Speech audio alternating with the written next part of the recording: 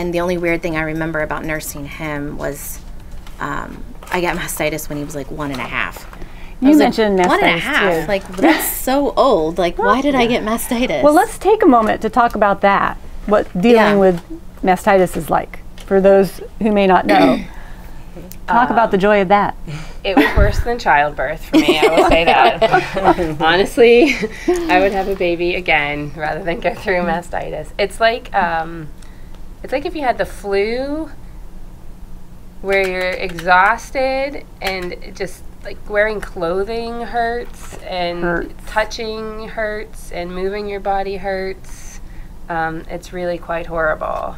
And I never did the cabbage leaves technique or trying to do that. I've done like different cold compresses, but usually ended up getting antibiotics really pretty early because I just was so engorged and it was so painful.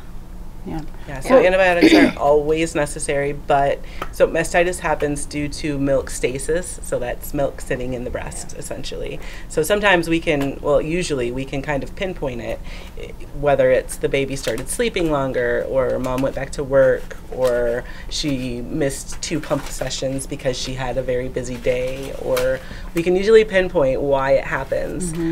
So it's kind of that change to where we're missing a feeding, missing a pump session, and then milk sits in the breast and causes inflammation. And it's kind of like plugged ducts lead to mastitis, or they can lead to mastitis. So trying to catch it early, if you start feeling full. And that's why you're so dedicated to the pump, too, that you literally have to have your pump. You are pump dependent when you're exclusively pumping.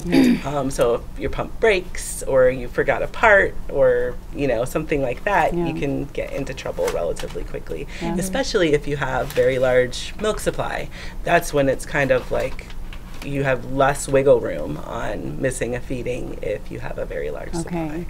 But mastitis is a form of, it turns into a form of infection. It can turn into infection, correct. And so hence you need antibiotics to clear it up. They recommend, like 10 years ago, I missed probably like 8 years ago, initially the IBCLC at the hospital had recommended, because I called her, because at that point I knew about the support available in the area, and I called her and I said, I have this knot in my breast and I don't feel well, and there's red streaks. And she said, okay, Cassie, it sounds like you're getting mastitis.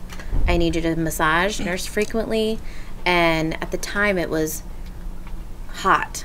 That's what it was. It was hot then. So she would say to put heating pad, hot washcloth, take a shower, get the milk out, massage, do everything. And then the more kids I had, then everything changed again. And then Michelle's Michelle's the IBCLC at the hospital. And that was before Julie came into that world.